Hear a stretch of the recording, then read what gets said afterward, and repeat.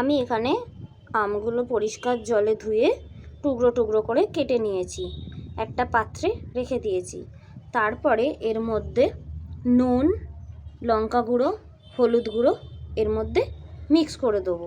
Mix করে তারপর রোদের মধ্যে 1 দিন কি 2 দিনের জন্য একটু শুকোতে দেবো।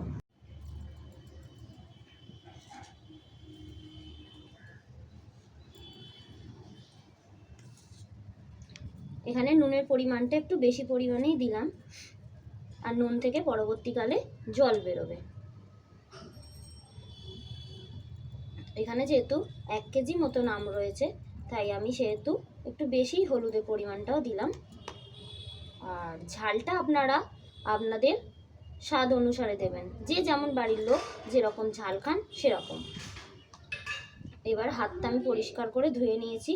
এবার আমগুলো একটু ভালো করে সবগুলোর সাথে সবগুলোকে মিক্স করে নিতে হবে, যাতে নুন, হলুদ আর লঙ্কা গুঁড়োটা একটু ভালোভাবে সবগুলো সবার গায়ে লেগে যায়।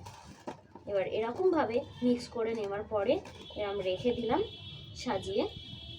এবার আমি এটা রেডি করে নিয়েছি। এবার আমি বলবো, আর আমি ভালো করে এগুলোকে একটার সাথে একটা মিক্স করে নিয়েছি, যাতে সবগুলোর গায়ে নুন, হলুদ আর লঙ্কা গুঁড়োটা লেগে যায়। এবার আমি এই আমগুলোকে একটা পাত্রে তুলে নিচ্ছি, মানে একটা ঝুড়ির মধ্যে তুলে নিচ্ছি। এতে যেহেতু নুন দেওয়া আছে, তাই আম থেকে কিন্তু ভালো মতনই নুন বেরোবে, জল বেরোবে, যেহেতু নুনটা অনেক দেওয়া রয়েছে এর মধ্যে।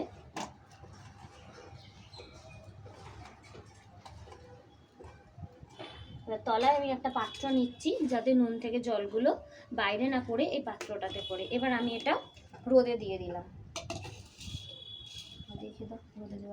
আমি এখানে একটা পাত্রের মধ্যে জিরে, ধনে, মৌরি আর মেথি নিয়ে নিয়েছি। এটা আলাদা শুকনো খোলায় ভেজে তারপরে মিক্সিতে পেস্ট করে গুঁড়ো করে নেব। আর এদিকে একটা পাত্রে সর্ষে নিয়ে নিয়েছি। সর্ষেটা অবশ্য আলাদা গুঁড়ো করব, জল ছাড়া গুঁড়ো করতে পারলে আরও ভালো। জল দিলে আচারটা বেশি দিন যাবে না, তাই জন্য শুকনো করে ভেজে নিয়ে একটু গুঁড়ো করলে একটু টেস্টও লাগবে, ভালো লাগবে। এই যে সর্ষে দেখতে পাচ্ছেন, আর এদিকে এই মশলাগুলো এই কোয়ান্টিটিটা একটু বেশি নিয়েছি, কারণ এই মশলাটা করে আচারে যতটা দেবো বাকিটা আমি স্টোর করে রেখে দিতে পারবো। এরম করে একটু একটু করে নেড়ে চেড়ে ভালো করে ভেজে নেবেন। দেখবেন একটা হালকা গন্ধ বেরোচ্ছে, তাহলেই বুঝতে পারবেন, ভাজা ভাজা গন্ধ বেরোবে, তাহলেই বুঝতে পারবেন যে আপনার এটা ভাজা হয়ে গেছে মশলাগুলো। সর্ষেটাকে আমি হালকা একটুখানি জাস্ট ভেজে নেবো, একদম বেশি না, জাস্ট এদিক ওদিক একটুখানি, ব্যাস, আর কিচ্ছু নেই। এবার আমি গ্যাসেরটা একেবারেই অফ করে দিলাম। আমি এবার এটাকে একটা মিক্সিং জারে ভরে নিয়েছি। এবার দেখুন আমার মশলাটা পুরো পেস্ট করা হয়ে গেছে, পুরো গুঁড়ো গুঁড়ো হয়ে গেছে।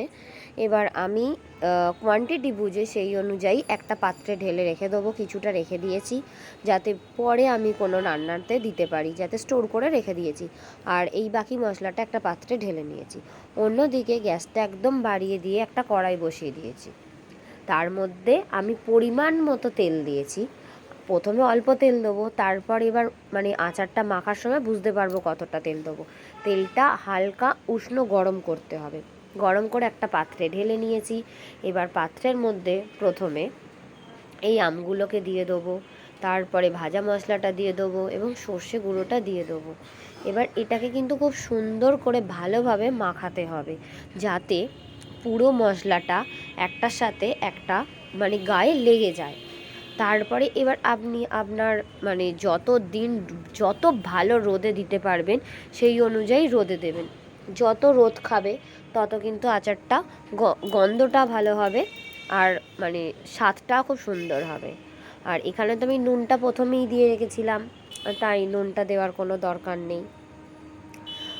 আশা করছি আপনাদের এই ভিডিওটা ভালো লাগবে আর বুঝতে পেরেছেন। যদি বুঝতে না পারেন অবশ্যই আমাকে কমেন্ট করে জানাবেন। সুস্থ থাকবেন, ভালো থাকবেন আপনারা সবাই। আর আমার ভিডিওটা অবশ্যই একটা লাইক করে দেবেন, বুঝতেই পাচ্ছেন। আর সাবস্ক্রাইব করতে একদম ভুলবেন না। এই আমের আচারটা কেমন হলো আপনারা অবশ্যই বাড়িতে বানান, বাড়ি আমাকে জানাবেন কমেন্ট করে। খেতে কিন্তু নো ডাউট খুব সুন্দর হবে। আর এটা রোদে দেওয়াটাই হলো মেন ফ্যাক্টর, রোদে কিন্তু দিতেই হবে। 5-10 দিন রোদে দেওয়ার পরে আপনি এটাকে একটা কাচের বড় জারে কন্টেনারে ভরে রেখে দেবেন। এবার তার মুখে সাদা কাপড় বেঁধে এবার দিন দিন রোদে দেবেন, দেখবেন আচারের গন্ধ এবং স্মেলটা ভীষণ সুন্দর হবে। ভিডিওটা ভালো লাগলে আপনারা লাইক করতে একদম ভুলবেন না।